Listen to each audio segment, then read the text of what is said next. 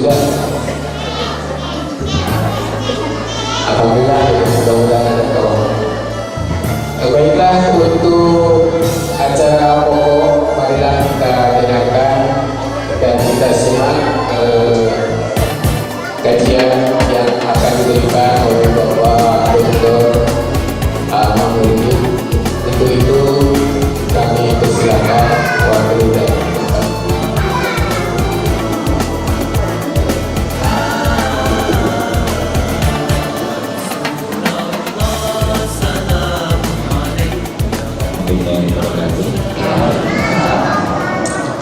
Bismillahirrahmanirrahim. Alhamdulillahirabbil alamin. La ilaha illallah wahdahu la syarikalah. Lahul mulku wa lahul hamdu wa huwa ala kulli syai'in qadir. Asyhadu an la ilaha illallah wa asyhadu anna Muhammadan abduhu wa rasuluh. Alhamdulillah, puji syukur milik Allah, pada malam ini kita dipertemukan. Semoga Allah menjadikan pertemuan ini amal saleh bagi kita semua.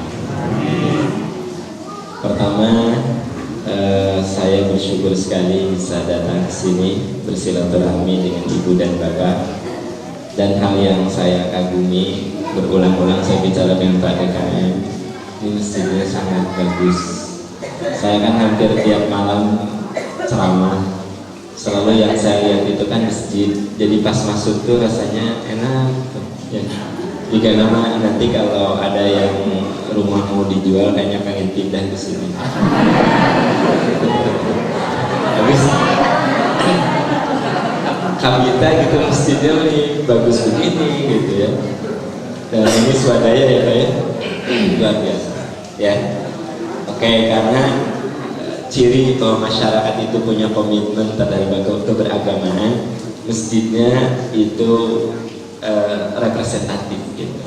Kan punten maaf ya, ada yang rumahnya bagus-bagus, masjidnya butut. Ini rumahnya bagus-bagus, masjidnya lebih bagus. Itu yang saya katakan. Ibu bapak yang Allah muliakan, begini, Rasulullah pernah bersabda. Jadi Rasul kadang Sallallahu Alaihi Wasallam kadang memulai ceramahnya dengan mengungkap statement-statement, kadang-kadang mengungkapkan suatu pernyataan yang membuat orang bertanya-tanya.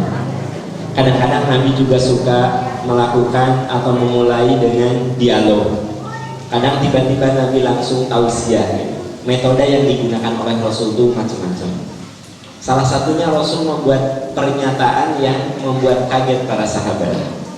Rasulullah bersabda begini, sabda Rasul, lan yudkhilal jannata ahadakum amalu. Amal seseorang itu tidak bisa memasukkan ke surga. Bagi yang sudah belajar bahasa Arab tahu persis kalau kata lan itu untuk menunjukkan tidak akan, yang sifatnya selamanya. Makanya ada fa'il lam taf'alu walan taf'alu. Kalau lan itu untuk menunjukkan tidak mungkin. Kalau lan tidak sekarang, tapi ke depan bisa jadi iya. Ya. Nah, kalau lan itu selamanya tidak akan. Lan yudkhilal jannata ahadakum amalu. Amal kamu itu, amal seseorang itu tidak akan pernah bisa memasukkan ke surga.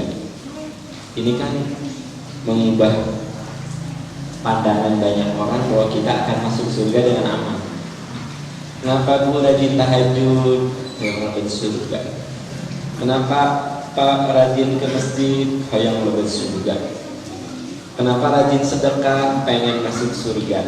So, lihat hadis ini. Lan yudkhilal jannata ahadakum amaluhu. Amal seseorang tidak bisa memasukkan ke surga.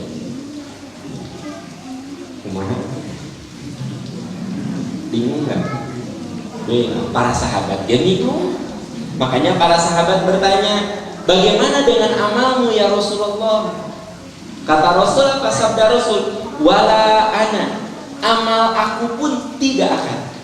Coba amal kita dan amal Rasul bandingkan, nggak ada banding. Rasul pernah datang ke Taif, nyampe di Taif dilempari batu sampai pelipisnya berdarah. yang keluar dari lisan Nabi apa? Ya Allah ampuni mereka, sesungguhnya mereka kaum yang belum mengerti, dan lahirkan dari mereka generasi yang soleh. Jadi Rasulullah dakwah datang ke Taif teh dilempari batu. Sekarang mah dakwah teh enak, tuh dijemput, turun dari mobil langsung dipasang payung, dikasih ucapan selamat. Terus ibu-ibu pada begini, oh itu Pak. Ya, gitu. Ya. Iya. Dulu mah Rasul boro-boro gitu, datang teh dilempari batu sambil diteriaki majnun. Ada orang gila gitu. Tapi apa yang keluar dari lisan beliau, ya Allah ampuni mereka, sesungguhnya mereka kaum yang belum mengerti. Jika namun ibu-ibu tadi melempari, jangan pakai batu lah, pakai tisu kan. Saya mau balik lagi juga. Langsung doa, ya Allah pecetkan mereka, hancurkan mereka, ratakan mereka dengan tanah. Itu jika gitu. Jadi amal kita dan amal Rasul nggak ada apa-apa.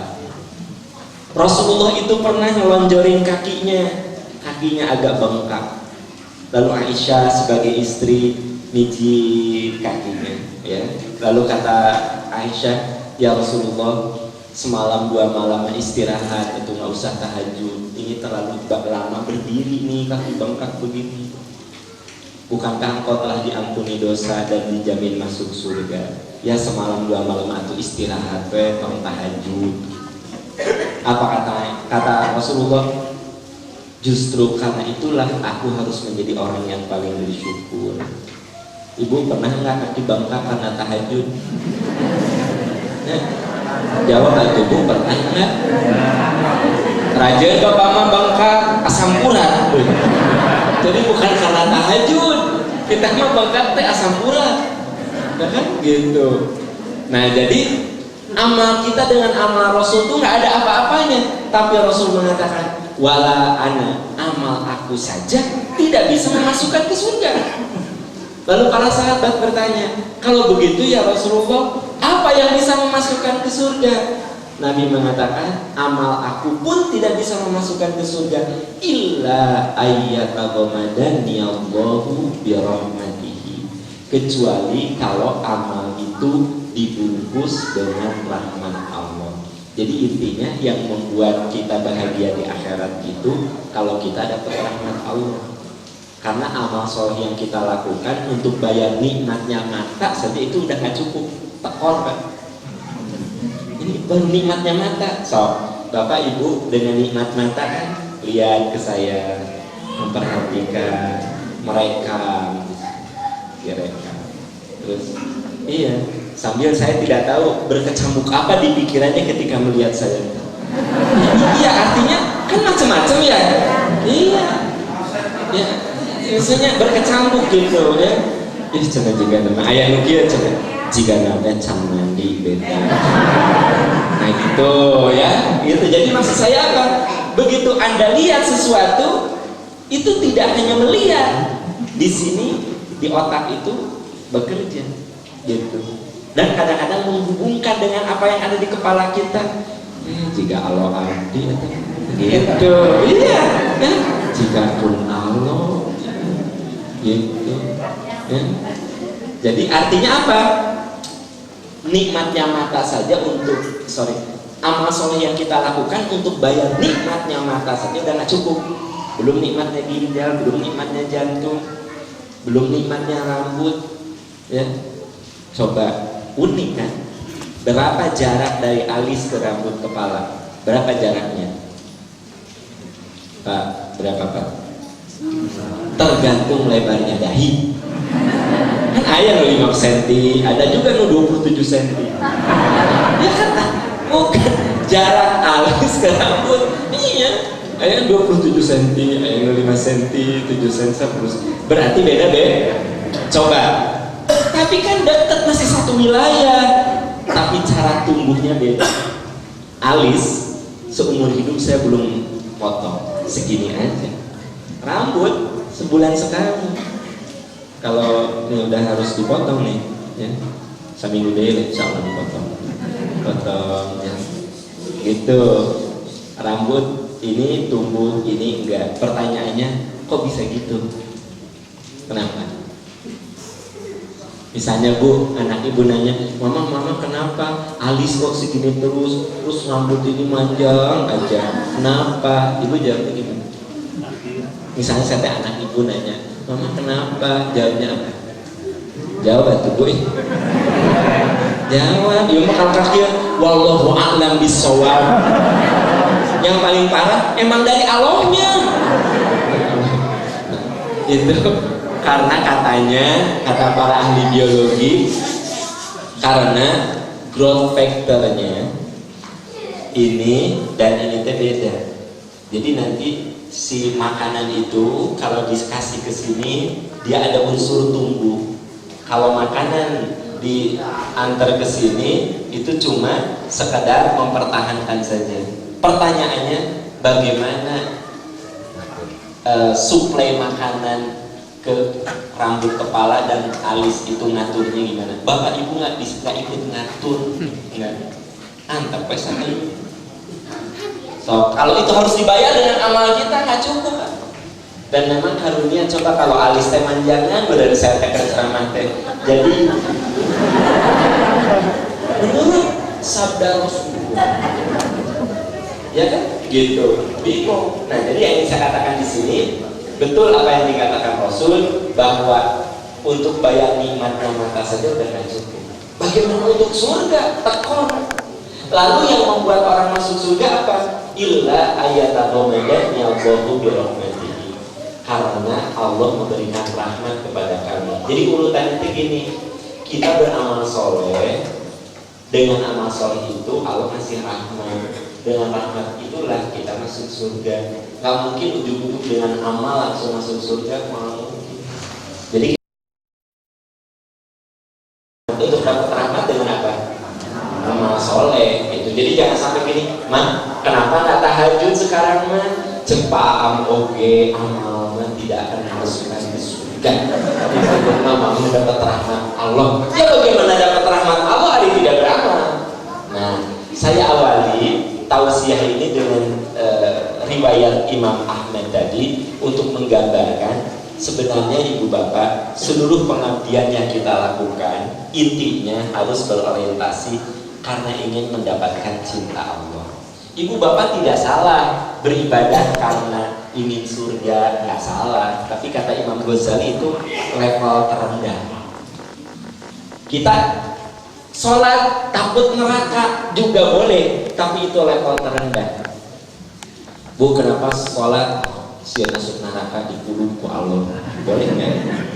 Boleh nggak punya anggapan itu? Boleh, tapi terendah.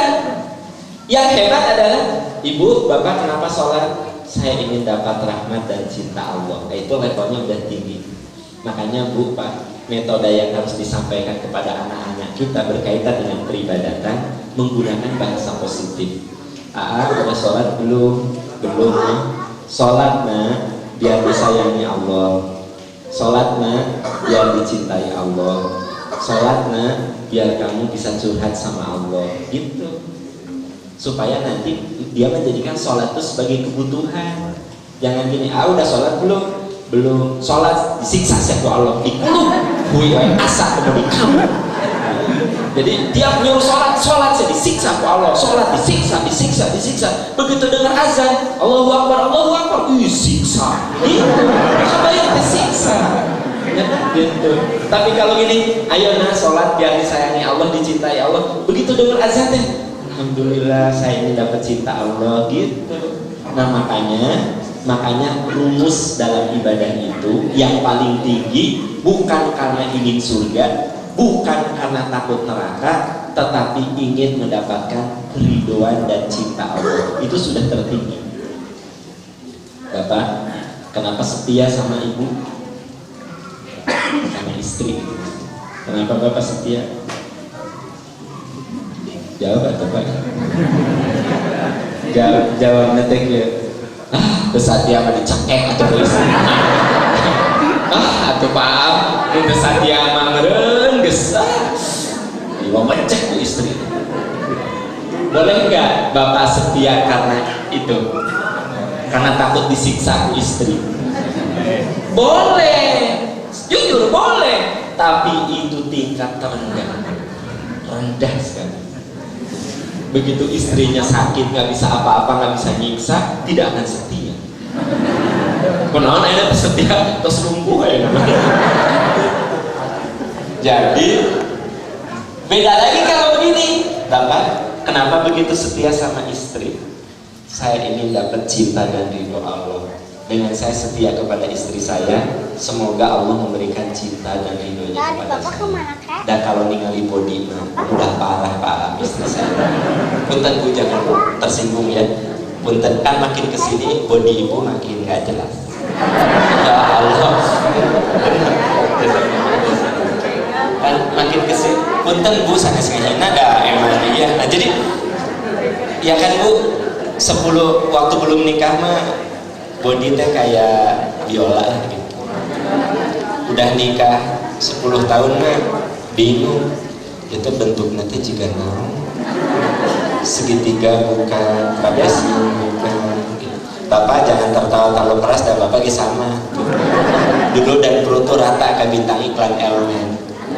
Begitu sekarang mah udah 10 tahun nikah, 20 tahun nikah, kalau Bapak tidur diselimuti istri Bapak teh bingung, itu perut apa pantat, jadi teh sarannya maling kemana gitu. Udah gitu Bapak teh kalau tidur teh celana, udah gitu tengah malam teh suka gini,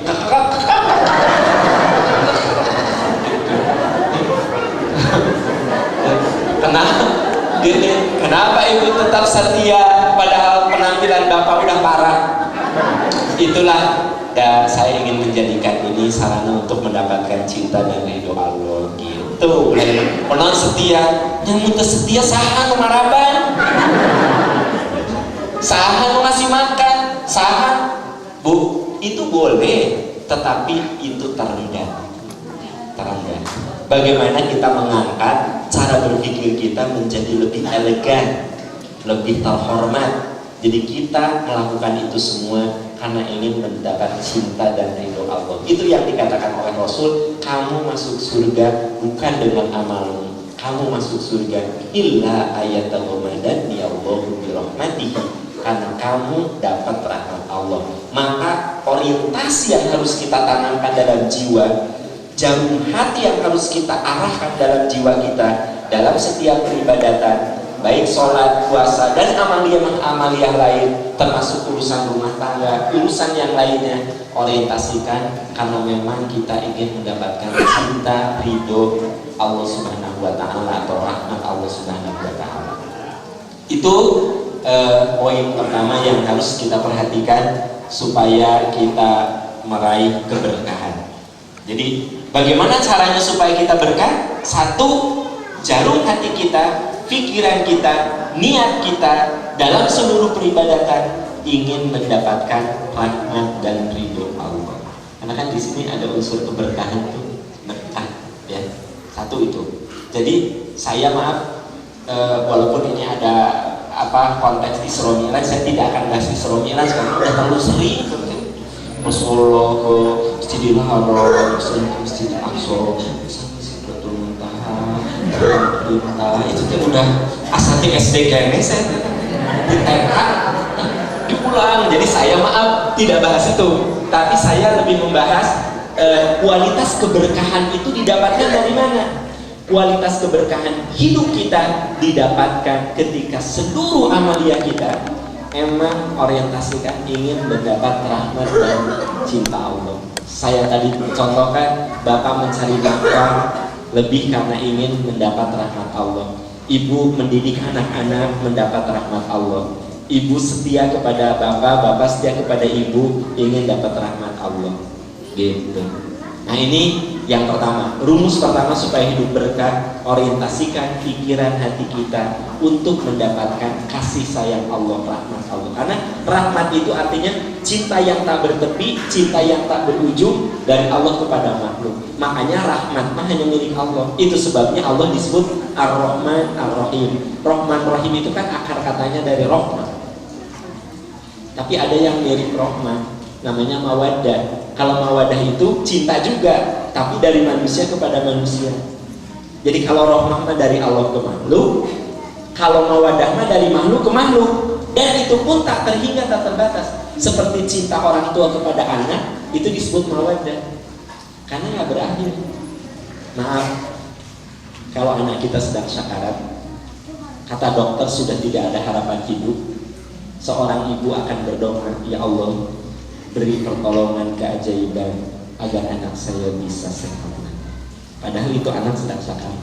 Itu hebatnya ayah atau ibu terhadap anak, terutama ibu. Kan kalau anak sakit ibu yang begadang, bapak mah bobo. Udah gitu teh pindah di kamar teh, ya sudah budak nih, ceri wae pindah bahkan kayak kursi. Ibu mah kieu tiduri bangun. Makanya wajar kalau Nabi pernah bertemu dengan anak muda itu pundaknya penuh luka, lalu Nabi bertanya, kata Nabi, kenapa pundakmu ini? Anak muda itu menjawab, ya Rasulullah, pundak saya penuh luka ini karena saya selalu menggendong ibu saya. Kemana ibu saya pergi saya gendong. Lalu anak muda itu bertanya, ya Rasulullah, bila saya melakukan hal ini kepada ibu saya, apakah saya termasuk anak berbakti? Anak muda itu dipeluk oleh Nabi, lalu Nabi mengatakan, sungguh kamu telah berbakti kepada ibumu dan pasti Allah ridho kepadamu. Tapi ketahuilah cinta ibumu tidak akan pernah bisa kamu balas. Saya, bapak, ibu, anak-anakku sekalian, berbuat baik kepada ibu kita itu pasti sebuah amal soleh. Tapi jangan menganggap kita bisa membalas kebaikannya. Kata Rasul, sungguh kamu telah berbuat baik pada ibumu dan Allah ridho kepadamu. Tapi ingatlah, cinta ibumu tidak akan pernah bisa kamu balas. Nah itu mawadah. Jadi ciri mawadah makin ada kekurangannya makinnya. Ada si ibu yang menyiksa anak dan seterusnya, itu mah hanya pengecualian saja, beberapa gelintir. Dan keumumannya ibu mah biasanya jauh lebih sayang, lebih cinta. Itu sebabnya maaf, kalau terjadi perceraian dalam Islam, terjadi perceraian, anak itu belum balik, itu secara otomatis dalam hukum Islam hadonan, perawatan itu oleh ibu. Tetapi nafkah tetap dari bapak. Hadonan. Jadi kalau terjadi perceraian, ya pernah ada seorang perempuan, seorang ibu datang, ya Rasulullah, saya bercerai dengan suami saya dan suami saya mengambil anak. Ya, Rasulullah sebagai hakim saat itu bertanya kepada si bapaknya, apakah kamu pernah hamil? Belum ya Rasulullah, saya cuma menghamili. Apakah kamu pernah menyusui? Belum ya Rasulullah, dan tidak pernah menyusui, hanya pernah menyusui. Apakah kamu suka menggendong anakmu? Sekali-kali ya Rasulullah, yang paling sering adalah istri saya. Apa kata Nabi? Kalau begitu, yang paling berhak mengurus anak adalah istri, mantan istri. Itu yang kemudian dalam hukum Islam hadonah. Hadonah itu perawatan anak yang belum balik, itu otomatis oleh ibu, tidak oleh ayah. Tetapi tetap nafkah itu dari ayah, gitu. Oke, balik ke yang tadi, itu namanya mawadah. Nah, mawadah itu ciri khasnya makin tahu kekurangannya makin sayang. Saya seringkali melihat di undangan ada seorang suami udah umur lah, udah mungkin 60-an gitu ya, mau ngambil kambing guling, istrinya datang, kolesterol terjadi, ada sini kolesterol. Udah gitu teh istri nanti kan ngobrol jeung babaturana, dia teh jalan ngambil mie kocok. Begitu mau ngambil mie kocok, istrinya datang, asam urat. Jadi akhirnya kata suaminya, jadi ayah makan apa atuh? Tunggu sebentar, cek istri nanti. Tunggu, pek kata rojol istri nanti. Ya ayah mah ini we. Ternyata di piring teh aya bonteng, aya pepaya gitu. Bonteng aja pepaya campur. Itu namanya mawadah. Si istri melakukan itu karena saya. Dan nggak pernah saya di undangan lihat begini, nggak pernah. Begitu suaminya ngambil kambing guling, antep, meh paeh kan. Antep lagi sudut atau ngurus aki-aki gitu antep deh balik di undangan teh gerak kelepak-kelepak berasa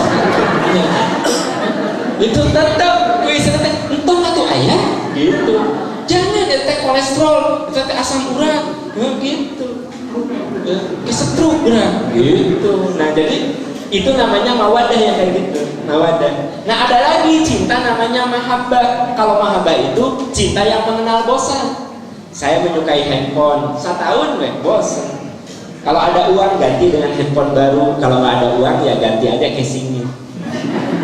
Makanya kalau ibu suka ganti-ganti casing, saya tahu karena Anda ingin ganti handphone tapi nggak punya uang, jadi yang ganti itu casingnya, saya juga tahu gitu.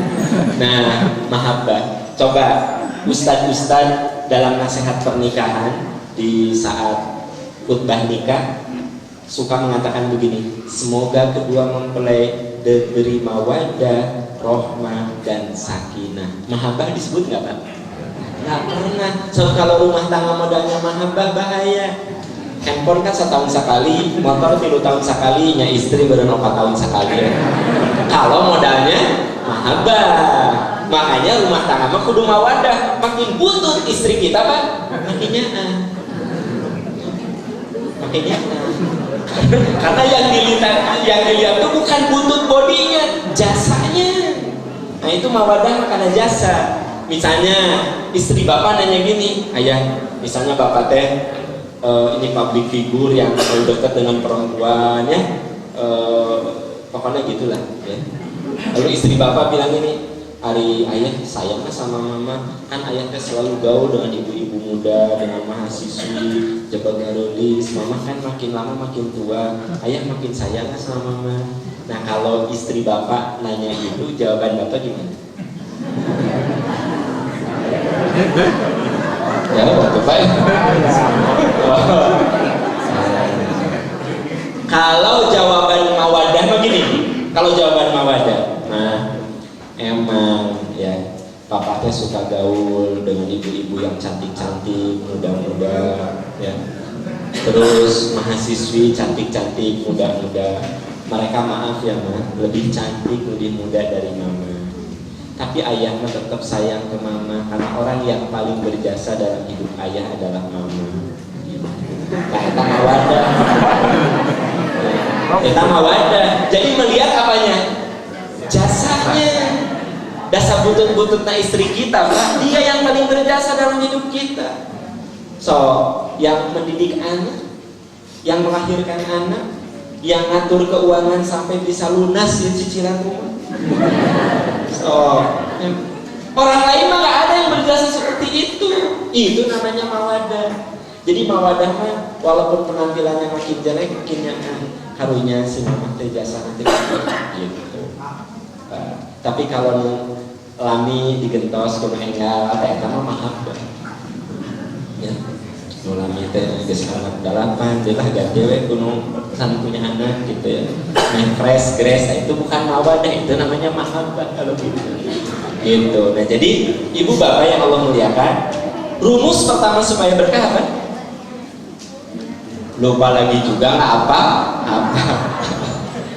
supaya hidup kita berkah, luruskan hati, luruskan pikiran, luruskan jarum niat kita bahwa kita beribadah itu karena ingin mendapat rahmat Allah. Itu yang pertama ya.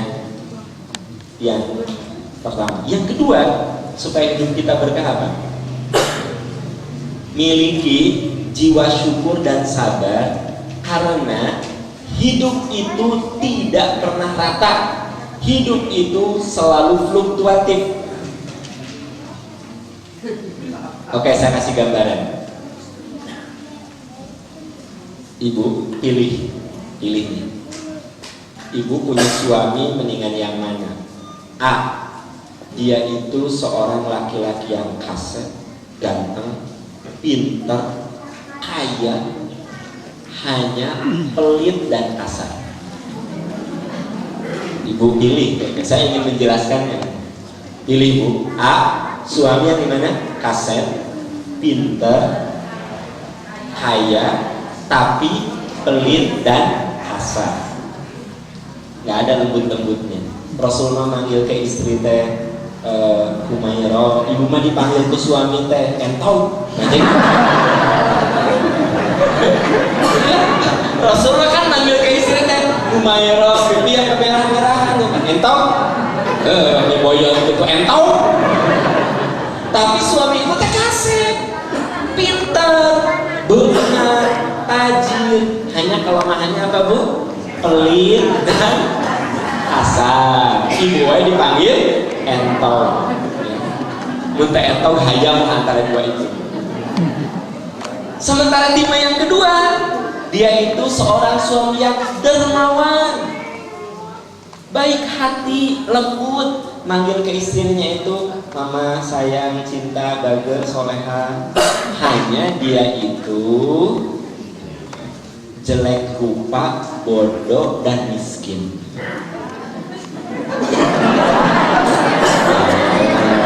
Saya minta ibu milih, dengar dulu.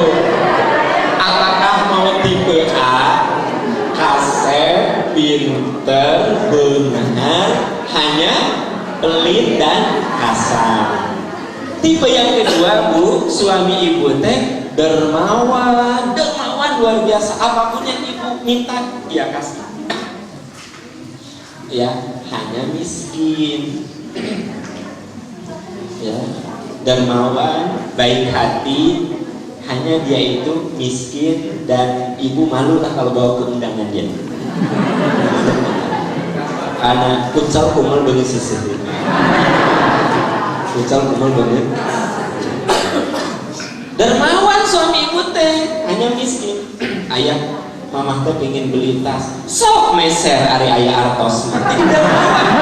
Apapun yang ibu minta dia kasih. Ayah, mamah teh hoyong meser motor, sok meser teh kudu kredit cash ari ayah artos. Jadi orang teh dermawan banget. Ayah, rumah teh atuh mun hujan teh sok bocor, renovasi atuh ayah. Mah teh kudu direnovasi, meratakeun, bikin 4 lantai. Ari ayah artos sok.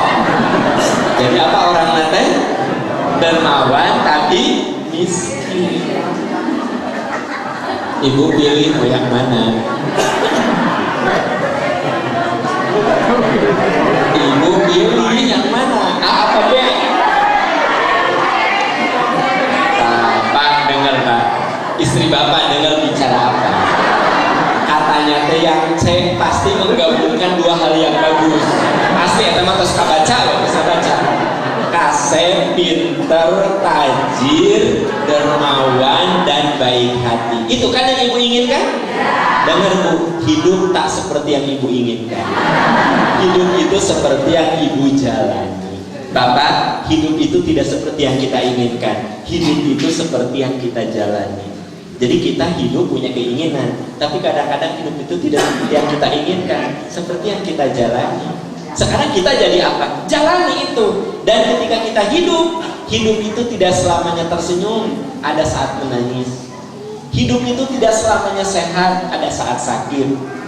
Usaha tidak selamanya untung, ada saat rugi. Kita punya anak Pak, Bu, yang punya anak, coba perhatikan. Ada saat anak kita itu menimpi kalucul, tika resepe, tapi ada saat tika keheuleuh, tika sepenuh. Kalau suami ibu gimana bu? Ibu suami, nah daya suami nasiut. Ada saat suami ibu teh dikaresepeun, membanggakan, tapi ada saat apa bu? Atau curhat biasa, mimpi kakeheuleuh gitu biasa aja. Kakeheuleuh. Istri kita gimana Pak? Lebih parah lagi. Jadi yang namanya hidup itu selalu ada bahagia, ada senang. Makanya Allah menghubungkan senyuman dan tangisan dalam kehidupan. Apa firman Allah? Wa annahu wa adhaka wa abka. Allah yang membuat kamu tersenyum dan menangis. Wa annahu wa amata wa ahya. Dan Allah yang membuat kamu mati dan hidup. Jadi gini, dalam kehidupan itu pasti ada senyuman dan tangisan.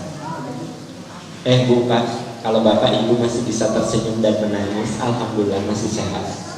Karena kata para psikiater, kalau Anda sudah tidak bisa tersenyum padahal ada stimulus senyum, dan Anda tidak bisa terharu, tidak bisa menangis, padahal ada stimulus nangis, itu satu langkah lagi menuju kegilaan.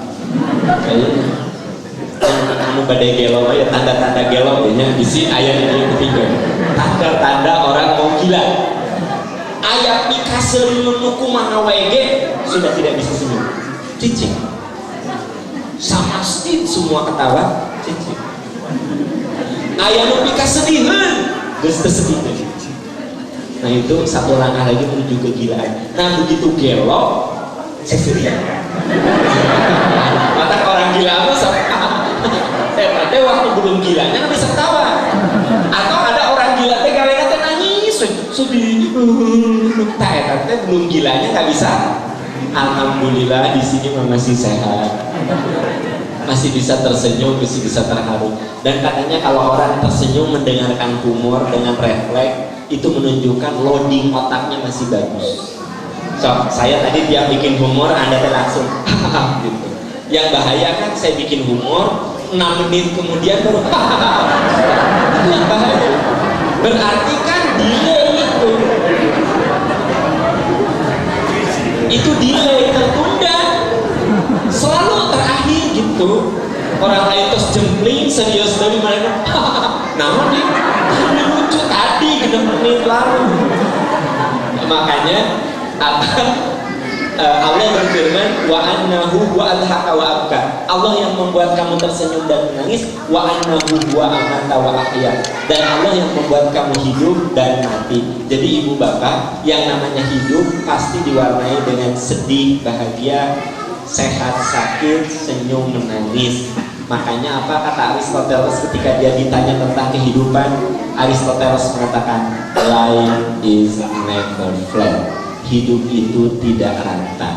Tapi sayang sekali itu jadi iklannya Agnes Monica sambil pegang kiripik, life is never kiripik, padahal asli nanti bukan kiripik, kehidupan. Karena kehidupan itu never flat, tidak rata, naik turun, hidupnya gini selalu. Makanya Imam Ghazali mengatakan luasnya pintu surga itu seluas pintu syukur dan sabar. Apa maksudnya? Orang masuk surga itu hanya 2. Kalau nggak lewat pintu syukur, lewat pintu sabar.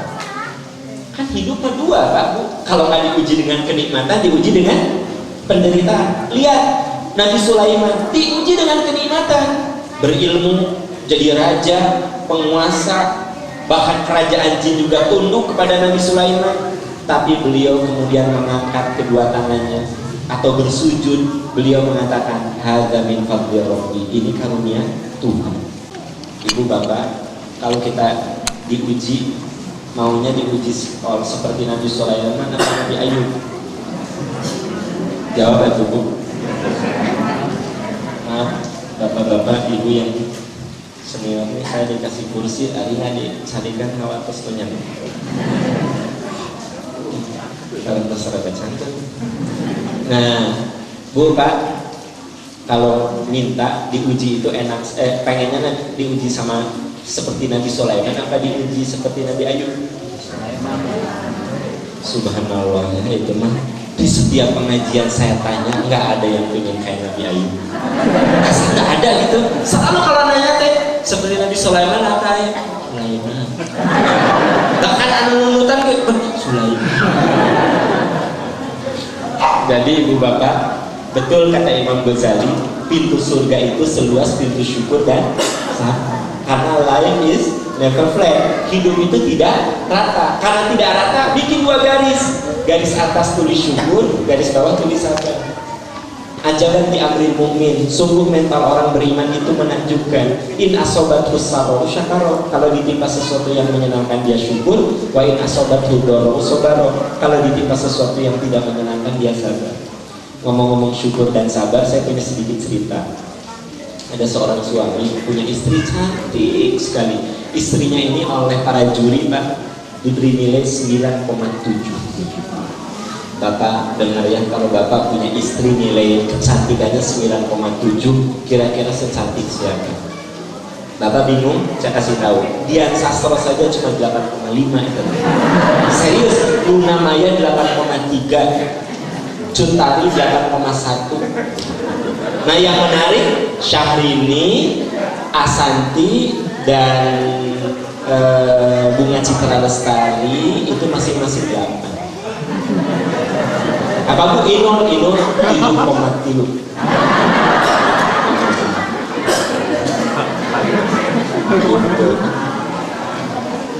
Apa Bu? Apa kan juri? Nah, coba bayangkan, ia 8,7 seperti siapa coba? Dian Sastro saja cuma 8,5. Itu betapa cantiknya Pak. Sementara suaminya Bu, oleh para juri ketampanan diberi nilai 2,3. Atau seserian gitu udah takdir. Ibu ya Allah, hari takdir disebut-sebut benar gitu. Takdir, ingat takdir itu susah dijelaskan. Susah dijelaskan. Istrinya berapa Bu? 9,7. Suaminya berapa Pak? 2,7. Suatu saat suaminya ini pulang kantor. Begitu pulang kantor, suaminya nangis, meluk istri. Bu, kalau suami ibu pulang kantor meluk ibu nangis, ibu nanya nggak? Nanya, Kang, ada apa sih? Kok pulang kantor nangis? Si teteh ini juga gitu. Begitu suaminya pulang nangis tuh nanya, ayah, ada apa sih? Kok pulang terus nangis? Apa kata suaminya? Ingat nggak tadi pagi sebelum aku ke kantor, aku minta supaya kamu hadir karena ada acara syukuran di kantor. Istri karyawan tuh diundang semuanya, tapi sayang sekali kamu nggak bisa hadir. Kata istrinya, jadi yang bikin kamu nangis karena aku nggak hadir. Iya, karena kamu nggak hadir. Kamu perlu tahu, istri teman-temanku semuanya hadir, kecuali kamu aja yang hadir. Begitu aku lihat istri teman-temanku, ternyata aku baru sadar kalau aku punya istri secantik kamu. Gak ada yang secantik kamu. Andai kamu hadir di ruangan itu, kamu adalah makhluk Tuhan yang paling seksi. Kata siapa tuh? Jadi kata suaminya, andai kamu hadir di ruangan itu, kamu adalah makhluk Tuhan yang paling seksi. Jadi yang bikin aku nangis karena aku bersyukur punya istri secantik kamu. Bu, dengar jawaban gitu ya, istri nanti jadi nangis, terharu mereka. Mas, kalau Mas bersyukur punya istri yang cantik, ketahuilah aku bersabar punya suami seperti itu. Jadi nangis banget. Yang satu nangis syukur, yang satu nangis sabar. Makanya ya ibu bapak, kalau hidup kita ingin berkah gimana? Satu, luruskan hati kita, arahkan pikiran kita, semua pengabdian kita kepada Allah karena ingin rahmatnya, ingin cintanya. Yang kedua, yakinilah bahwa hidup itu pasti diwarnai dengan ujian kenikmatan dan ujian penderitaan. Maka yang harus kita punya supaya hidup kita berkah apa? Miliki jiwa syukur dan sabar. Ini yang kedua. Yang ketiga, supaya hidup kita berkah, tebarlah kebaikan dimanapun berada dan tunggu keajaiban dalam hidup kita. Jadi maksudnya gini, biasakan kita ini menjadi orang yang sangat mudah nolong orang lain. Karena ada sabda Rasul yang mengatakan, wallahu fi aunil abdi maka al abdu fi auni akhihi. Allah pasti akan menolong hambanya selama si hamba itu suka nolong orang lain. Jadi selama kita bisa nolong, tolong. Jadi selalu ingin meringankan beban orang lain. Bahkan ada keterangan yang menyebutkan bahwa katanya di antara tangisan yang bisa mendatangkan cinta Allah adalah ketika kita terharu karena sudah nolong orang. Misalnya gini Bu, saya kasih contoh. Ibu teh ingin beli handphone, harga nanti 3 juta. Handphone anu biasa motret teh gini kan aya sekarang ibu-ibu teh tos wiridan teh lirik karena kikiran.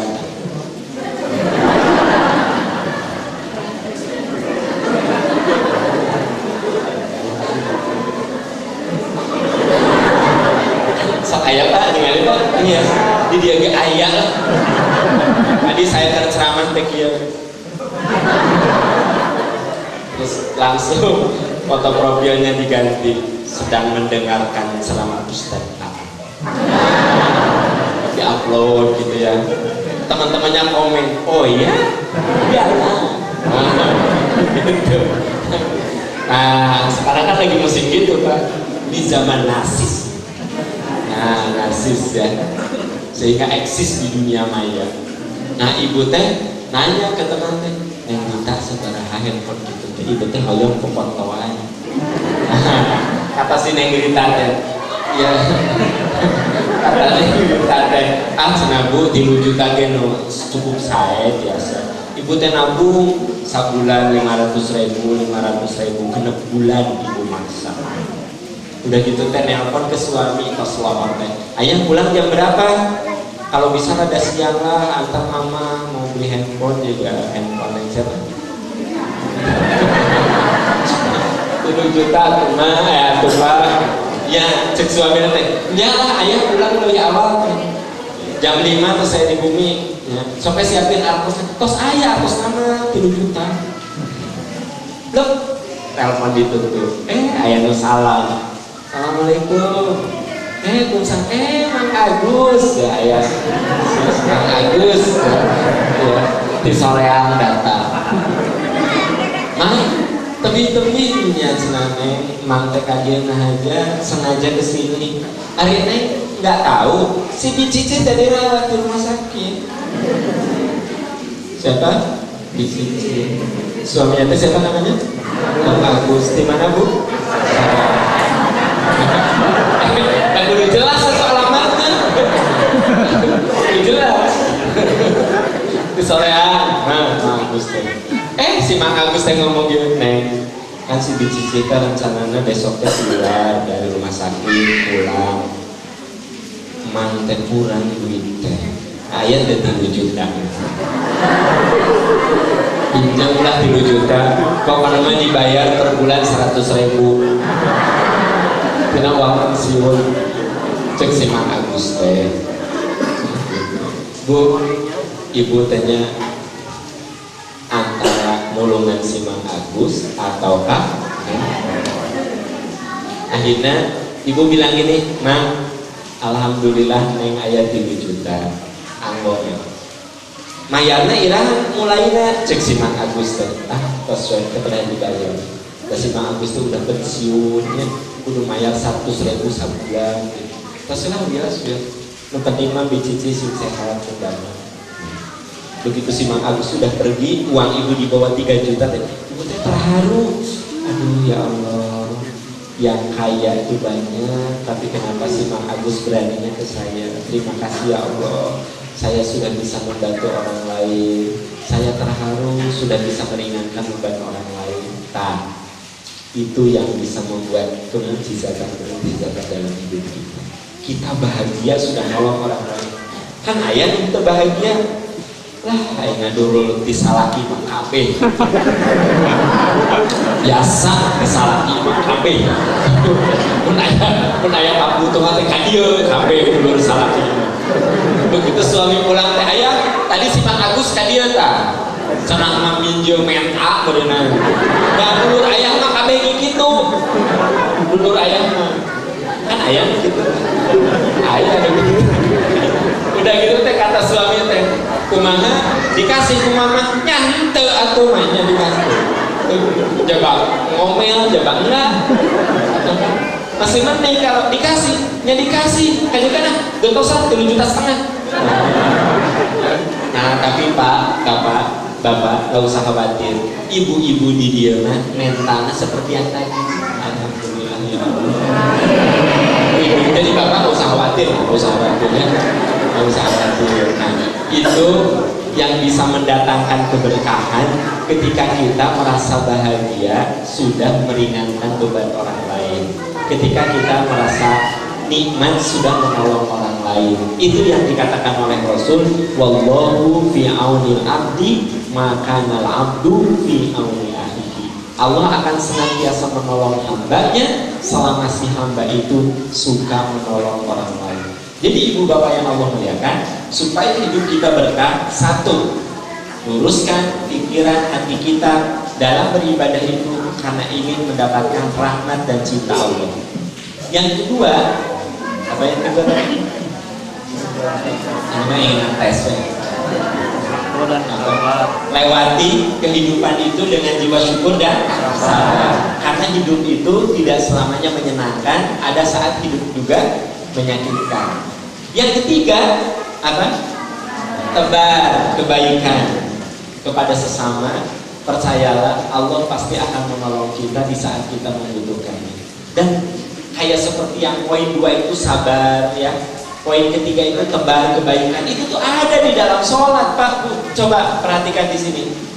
Ketika kita takbir, kita mengagungkan Allah. Allahu Akbar. Ketika salam, Assalamualaikum. Keselamatan untuk Anda, keselamatan untuk Anda. Jadi orang beriman itu mengagungkan Allah dan selalu membuat kedamaian ke kiri dan ke kanan. Jadi jangan sampai Allah habis sholat tapi ngagosip. Assalamualaikum.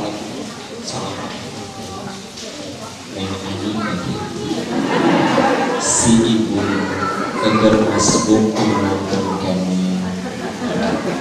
Menurut kamu egois? Mudah kan? Tapi salah ini sekolah. Yang salah ini teh kadieunan cuma buku. Ibu teh, oh gitu? Lu mana Bu? Sholatnya geus beres, tong ditinggali ke urang.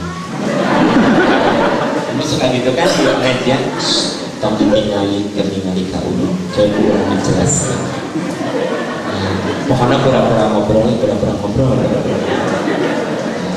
Itu gimana? Katanya sholatnya dengan assalamualaikum, keselamatan untuk Anda, keselamatan untuk Anda. Berarti kan seharusnya ketenangan apa namanya itu menimbulkan kebaikan gitu. Makanya maaf Pak Bu ya, maaf nih, tidak semua orang yang rajin sholat itu dijamin masuk surga Pak. Awas, hati-hati.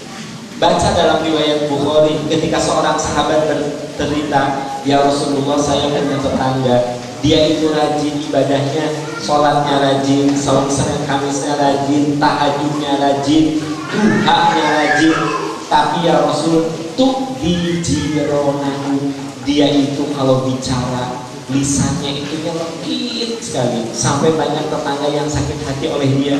Suami nama gesah hancur hati nanti tetangga yang hancur atau apa kata Rasul, hiya min ahlina, dia calon penghuni neraka. Berarti orang yang rajin sholat itu oleh Rasul sebenarnya tidak dilihat rajin sholatnya, bagaimana lisannya. Dan maaf Bu, saya tidak bermaksud mendiskreditkan ibu-ibu. Ketika riwayat yang sangat populer, ketika Rasulullah Isra Mi'raj kan penghuni neraka itu kebanyakan perempuan.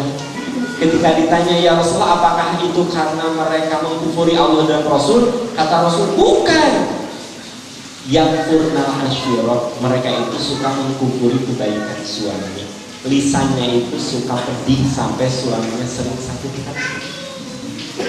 Mama ya, udah 10 tahun nikah, dapat apa coba dari ayah? Dari mana nanti ke saya di iman?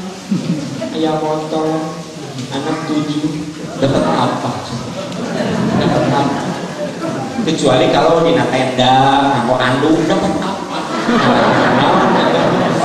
Selama 10 tahun nikah dengan mama, dapat apa? Ibu teh di tenda, anginan, kehujanan, tidak naon lah ya. Iya mah, rumah udah ada, anak ada, 10 tahun naon sih, ayah naon. Hati-hati loh. Itu kalau gitu teh hati suami teh lupa. Padahal suami udah kerja orang. Gitu. Terus kata Rasul katanya hati-hati, jangan sampai mengkufuri kebaikan itu. Berbuat baik 10 tahun, 1 kali berbuat salah itu dianggap 10 tahun teh berbuat salah terus. Contoh. Suami ibu teh selalu kalau ada uang teh kasih semua ke ibu, nima. Satu saat adik ipar ibu teh minta uang ke suami teh dapat bonus. Lupa nggak ngomong ke ibu. Ujung-ujung adik ipar ibu teh hatur nuhun di akadi pasti yang saya juta. Ujung-ujung gitu ya. Tuh ibu teh. Jadi selama 10 tahun. Gitu. Jadi selama 10 tahun dia itu suka ngasih kepada adiknya tanpa sepengetahuan aku. Ya Allah. Padahal kakak rasa kali. Jadi Nah itu Bu, hati-hati. Berarti ya sholat itu diawali dengan takbir, diakhiri dengan salam. Berarti kita harus memberikan kedamaian kepada yang sekitar. Bapak juga sama. Sebaik-baik laki-laki itu kan yang memuliakan perempuan. Kata-katanya teh baik, ya. Selalu menghargai, makasih nasi gorengnya enak. Ulah yang mamun teh enak ngomong, ya nasi goreng. Itu kok rasa. Rasana nona mun teraos bapak teh protes, tapi mun raos tara muji ambil deui. Hati-hati loh Pak, itu teh bapak tong seserian istighfar. Bapak teh yang purnal asyiro juga, mengkufuri keluarga juga. Nah, insya Allah kalau suami ibu makan nggak gitu kan Bu? Bu, kalau ibu misalnya anak ulangan atau ujian, yang stres itu ibu atau suami? Dari suami ibu? Tapi memang benar sih, benar. So anak kita mau ujian nasional, kita mah si ibu teh meni ketika anak mau pergi teh dipeluk sayang doanya, anaknya nyatu malah nyatu orang gitu, ibu mah khawatir gitu. Bapak mah teringat ya teh uang gitu, angkat kali bapak mah belajar tuh dah. Ibu mah nggak cukup belajar nggak gitu, diambil bukunya dibaca Kerajaan Majapahit, wah dibikin ringkasan kan nih ya. Terus anak teh ada tanya jawab, anak naik karena kursi udah kena kursi, anak kasur udah kena kasur ya, nonton udah gitu kan punya. Jadi Pak, kalau anak kita sukses, percayalah saham istri kita itu luar biasa. Tapi maaf, kadang-kadang begitu sukses bapak suka lupa mengucapkan penghargaan kepada istri. Bapak suka bilang ini, ranking berapa? Ranking 1 ayah hebat, ayah juga dulu begitu. Hebat, ayah juga dulu begitu. Ayah mah akan begini kalau dulu nggak pernah ranking. Itu ayah banget ya. Teteh ranking berapa? Aku ranking 2, nggak apa-apa 2. Kok kalau mah 3 besar, ayah juga begitu. Membanggakan diri si ayah ngomong ke anak, ibu mah minah-minah ke channel TV cari. Padahal berjuang sama ibu, suaminya tidak melirik ini, begitu udah memuji ke anak, ya kamu bari diusapan mah, makasih ya. Itu berkat perjuangan mama, anak-anak nilainya bagus. Ayah ingin memberikan hadiah, tapi ayah jujur aja nggak punya apa-apa. Tapi insya Allah besok ada Honda Jazz. Ada Honda Jazz kecekap dan ada ayah mama punya Honda Jazz. Oh, mimpi kali. Atau Pak, kalaupun tidak ngasih Honda Jazz, kita mengatakan, Ma, terima kasih ya anak-anak sudah begitu bagus nilai-nilainya. Alhamdulillah sudah naik, semuanya itu berkat perjuangan mama. Nah itu namanya apa ya? Salam gitu, kedamaian gitu. Artinya ada penghargaan. Walaupun sebenarnya suami ibu tidak ngomong itu, ibu mah tetap baik ikhlas, mencari ridho Allah. Hanya maksud saya apa? Supaya hidup kita berkah satu. Nah saya akan nanya terus ketika akhir awas saja jangan dikira itu. Satu, luruskan hati, pikir untuk mendapatkan rahmat. Yang kedua, yang ini hidup itu akan diwarnai dengan penderitaan dan kebahagiaan.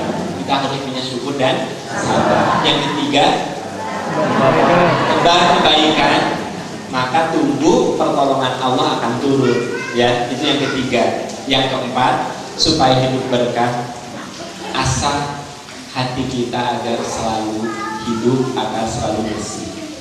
Jadi jiwa kita itu harus diasah. Kalau kita baca buku Ihya Ulumuddin, kata Imam Ghazali, seluruh ibadah yang kita lakukan sebenarnya itu mengasah supaya kolbu kita hidup. Kolbu kita hidup. Ya. Sholat sunnah yang kita lakukan, majelis taklim yang kita hadiri, tadabbur Quran yang kita baca, itu adalah berorientasi supaya hati kita bersih. Bagaimana ciri orang yang hatinya bersih?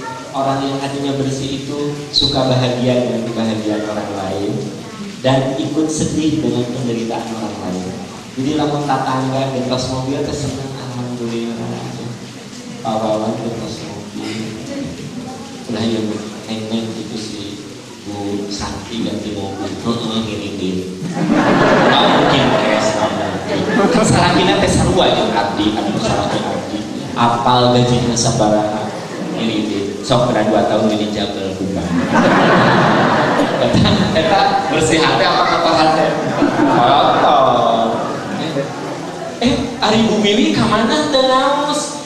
Kan itu anaknya keur di wisuda di UIN. Di wisuda budak pondok gitu. Hanya geus di wisuda deui budak pondok gitu. Jika nama eta mah sok niron. Buat skripsinya juga nyontek, satu percaya budak bodoh gitu. Kan SD nanti abdi guru nanti segitu bodoh. Itu teh hati kotor. Orang yang hati bersih mah, terus di wisuda di UIN. Duh alhamdulillah, hanya eta budak nu pinter. Sok sana sebagai nama bodoh tapi subhanallahnya aya nama pinter. Nah gitu kita teh ikut senang. Nengok orang sakit tuh keluar teh dona. Ibu sakitnya apa? Tifus. Insya Allah damai dulu sehat. Tapi Pak Ami sakit, mohon ada tempat kampus dosa. Insya Allah ibu sehat. Ya Allah mohon apa yang didoakan. Kan enak kalau ibu sakit gitu ya. Ulah ya ibu sakitnya apa? Tifus. Udah berapa hari ibu dirawat di sini? Udah 3 hari. Kalau teman saya itu meninggalnya hari kelima. Meninggalnya hari kelima. Tipes sama tipes. Bahkan ibu kayaknya lebih parah dari teman saya almarhum itu. Meninggal itu hari kelima. Sama di rumah sakit Al Ihsan sama. Hanya beda kamar. Ibu kamar berapa? 201. Itu 207. 207. Sami tipes. Putus nanti di kalima. Orang yang bersih hati mana akan ngomong gitu. Orang yang bersih hati mah wah sampai gitu demi Allah putus demi Allah. Oke, jadi orang yang hatinya bersih itu dia itu bahagia dengan kebahagiaan orang lain, sedih dengan kesedihan orang lain. Terus katanya orang yang bersih hati mah kalau ibadah teh khusyuk, nikmat gitu. Karena begini Pak, wirid, zikir, bacaan sholat sama. Yang membedakan tuh kehusyuan. Coba habis sholat sama. Astagfirullahaladzim, astagfirullahaladzim, astagfirullah. Allahumma antas salam, subhanallah. Sama. Yang membedakan apa? Kehusyuan. Kalau ibu-ibu di sini makan subhanallah. Tapi ayah oke ibu-ibu di masjid lain subhanallah. Matanya kamu. Teman nanti lewat.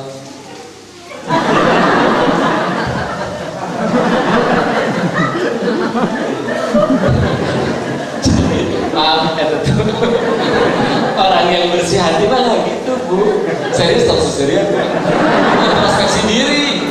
Ayah lu kira bisa aja. Harus aku lagi ya Allah. Ayah habis salat duha, assalamualaikum salam. Ya Allah, ya Allah. Doa ayahnya sama. Nih, ayah tukang sayurnya. Meser kampung di Lubuntu. Milih musarae. Oh, ayam ini 1/2 kilo. Mama kerwiri deh lah ya. Tawar, adanya tawar.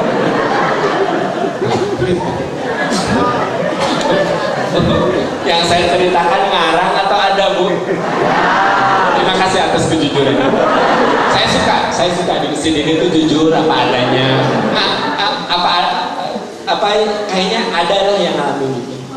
Masih mending barangnya ayah oke no. Assalamualaikum. Lain gedean TV teh. Jadi anak teh jelas eta teh nikah Santi teh. budak jelas gitu. Oleh Krisdayanti atau Gus Hamil deui. Padahal sana yang ngalahirkan di Darwin, Australia.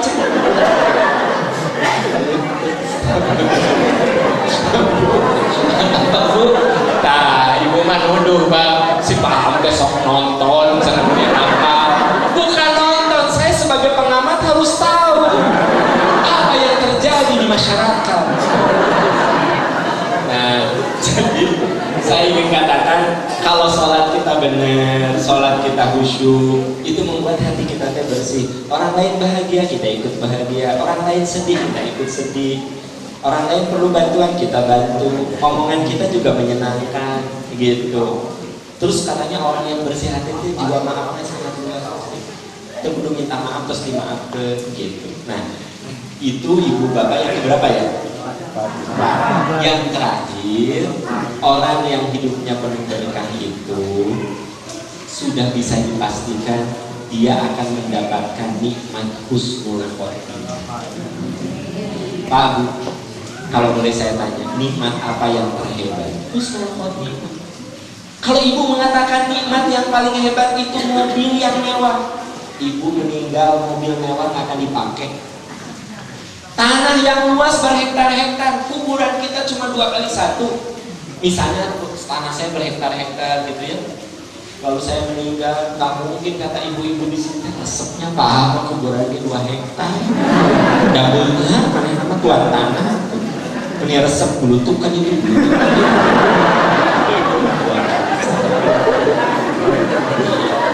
Ini resep 2 hektar nggak mungkin 2x1. Jadi kenikmatan tertinggi itu bukan tanah yang luas, ya, atau gelarnya tuh ngederet, profesor, doktor, misalnya Aam, Amiruddin, MSc, MA, MM, MBA, dah hobi sekolah. Kalau saya meninggal, lihat batu nisan saya, Aam Amiruddin, ya, ALM ya, almarhum Aam Amiruddin bin Nurdin. Ayah saya kan namanya Nurdin, tapi tidak pakai M top. Aam Amiruddin bin Nurdin. Gelar akademiknya nggak akan dicantumkan, jadi nggak dibawa. Ini ijazah S3, S2 ya, postdoktoral, asupkan, lebih kita kan udah kawan. Sepadas malaikat mempertimbangkan. Udah aja. Ya, berarti kenikmatan tertinggi itu sebenarnya adalah husnul khotimah. Dan jangan salah, kita semua ini sedang didekati oleh malakul maut. Siapa di antara kita yang paling duluan? Nggak tahu. Nih, andai karpet ini bisa bicara, andai dinding ini bisa bicara, saya yakin dia akan mengatakan siapa saja yang pernah duduk di sini dan sekarang sudah dikubur. Nggak ada kan? Gitu. Yang pernah nyender di dinding ini, pernah ikut ngabantuan masjid ini, ayat atau semakus. Berarti kita semua itu didekati oleh misteri kematian. Dan kematian itu mengandung 3 misteri. Misteri sebab, kita tidak akan tahu apa sebab kematian kita. Tidak akan tahu. Saya punya 3 teman unik sekali. Yang satu pilot, yang satu supir elek, yang satu karyawan PLN. Pilot, teman saya yang pilot itu meninggalnya ketabrak elek. Untung seserian serius ya. Di Ciamis, gue elek manggis. Iya, kan ibu nanti di Ciamis tujuh silaturahmi ke ibuna ketabrak elek. Ada lihat pilot. Nah sementara karyawan PLN meninggalnya itu jatuh kecelakaan pesawat waktu di Surabaya, ada pesawat yang Mandala yang meninggal karena kecelakaan pesawat. Sementara teman saya yang satu supir elek itu meninggalnya kesetrum. Ibu tau seserian ngomongnya serius. Jadi kan dia tadi tinggal rambung, nyambung. Pilot ketabrak elek, karyawan PLN kecelakaan pesawat, supir elek kesetrum. Kan hari ini cocok nama kia pilot kecelakaan pesawat, nah cocok kan, nyambung gitu. Supir elek ketabrak elek ke babaturana, nyambung kan. Karyawan PLN kesetrum. Iya mah ternyata itu para ruku. itu menunjukkan kematian itu misterius dari sebab. Yang kedua dari segi waktu, kita nggak tahu kapan kita mati. Bisa bapak ibu duluan meninggal itu, saya belakangan dengan izin Allah, atau saya belakangan ibu bapak duluan, itu pun bisa saja terjadi. Saya bicara serius. Jadi bisa bapak ibu duluan, saya belakangan, atau saya belakangan ibu bapak duluan. Ada nggak jamaah yang meninggal lebih dulu, ustadznya belakangan?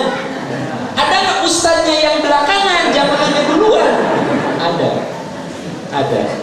Jadi kematian itu misterius dari segi waktu. Yang ketiga, misterius dari segi tempat. Kita tidak akan tahu di belahan bumi mana kita akan mati.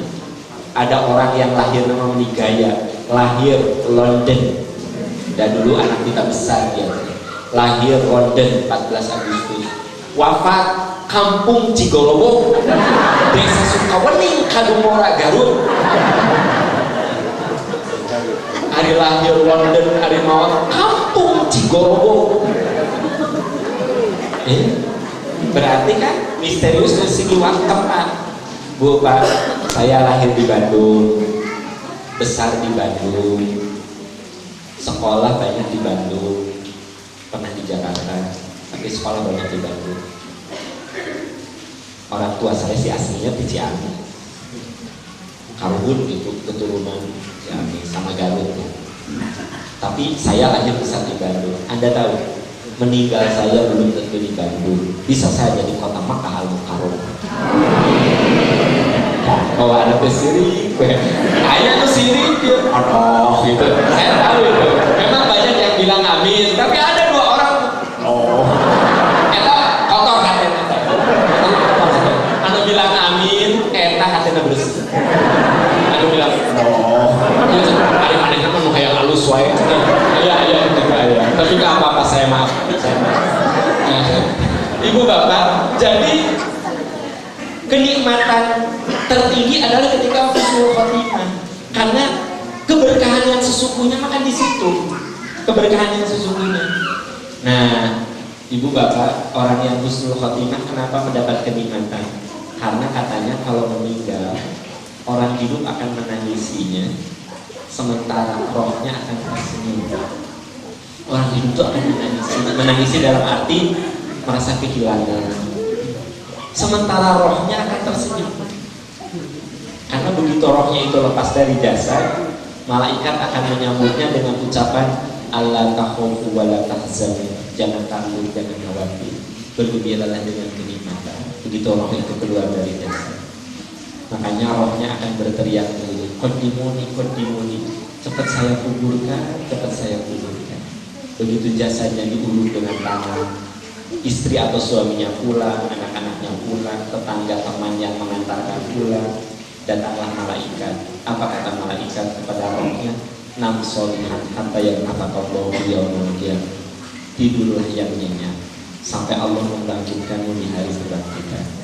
Di saat tidur nyenyak itu, apa katanya? Urido alaihi ma'aduhu kana min ahli jannah wa min ahli jannah. Bakal ditampakkan kenikmatan surga. Jadi tidur lelap, mimpi yang indah dengan kenikmatan surga. Makanya orang yang husnul khotimah, begitu nanti di hari kebangkitan itu dibangkitkan, dia akan mengatakan, aduh, rasanya saya baru tidur beberapa menit saja. Padahal boleh jadi di alam kuburnya bisa 10 tahun, 100 tahun, 1000 tahun, 1.000.000 tahun. Tapi dia nggak merasa. Dia akan katakan, seolah-olah saya baru tidur beberapa menit saja. Semoga puncak keberkahan itu Allah berikan kepada kita semua. Ibu bapak, itu saja yang bisa saya sampaikan.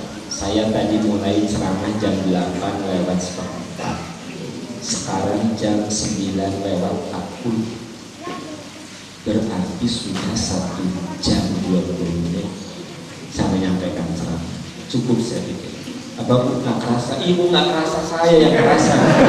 Suka egois, saya ibu gitu. Ini tekarawas, ibu tekarawas ya, abdi karawas. Cukup saya pikir ya, cukup lah ya. Oke, 1 jam 20 menit, hampir 1 jam setengah cukup saya pikir. Itu saja, karena kalau pengajian itu jangan terlalu lama, si orang kapok. Kan kata Nabi, yasiru permudah, wala tu'assiru, jangan dipersulit, basyiru, beri kabar gembira, wala tunaffiru, jangan bikin mereka lari. Jadi kalau dakwah gitu kudu bikin orang senang, jangan bikin lari, jangan bikin kapok. Jadi jangan sampai pas ada pengajian lagi teh, sambut ceramahnya itu Ustaz Aam, tong siapa saya teh gini jam 11. Tong saya tong kapok orang yang kapok, tong pernah masuk tong nah gitu. Kalau saya terlalu lama, tapi kalau gini ceramahnya sampai jam berapa? Sambut ceramahnya Ustaz Aam. Sakit dulu ya, paling lama sejam setengah itu mudah-mudahan. Itu ada kang deh, ada sakit dulu. Kata saya nggak pernah lama, nggak pernah lama. Ini kelamaan sih. Tadinya mau sejam, tapi saya lihat ibu-ibunya sih semangat banget. Ayah celana begitu. Saya jadi tega mau berhenti. Kan lagi gini. Tega saya. Dan akhirnya saya tambah 20 menit. Oke ibu bapak, itu saja. Saya tidak buka kolom tanya jawab ya. Cukuplah karena kan besok masih hari kerja, dan saya khawatir kalau taruh malam ibu bapak tidak bisa tahajud nanti. Itu yang saya khawatirkan. Padahal aslinya aja udah tahajud. Itu saja. Mohon maaf kalau ada hal-hal yang tidak berkenan. Semoga Allah menjadikan ini amal soleh untuk kita semua. Kita akhiri dengan doa kafaratul majlis. Subhanaka Allahumma wa bihamdika asyhadu an la ilaha illa anta astaghfiruka wa atubu ilaik. Rabbana zalamna anfusana wa in lam taghfir lana wa tarhamna lanakunanna minal khasirin. Rabbana la tuzigh qulubana ba'da idh hadaytana wa hab lana min ladunka rahmatan innaka antal wahhab. Rabbana hab lana min azwajina wa dhurriyyatina qurrata a'yun waj'alna lil muttaqina imama. Rabbana atina fid dunya hasanah wa fil akhirati hasanah wa qina adzabannar. Subhanaka rabbika rabbil izzati amma yasifun wa salamun alal mursalin. Amin ya arhamar rahimin. Amin ya rabbal alamin. Walhamdulillahi rabbil alamin. Assalamualaikum warahmatullahi wabarakatuh.